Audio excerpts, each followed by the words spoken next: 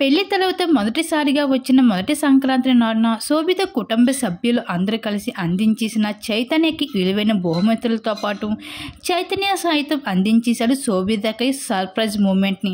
అందరికీ తెలిసిన విషయమే, సంక్రాంతి అంటేనే ప్రతి ఒక్కరు కుటుంబ సభ్యుల మధ్యన ఎంతో బాగా జరుపుకుంటారు. ఈ భాగంగానే శోభిత ఇంట చైతన్యకి సందడి చేయడంతో పాటు శోభితకి ఒక స్పెషల్ గిఫ్ట్గా అందించడం జరిగింది.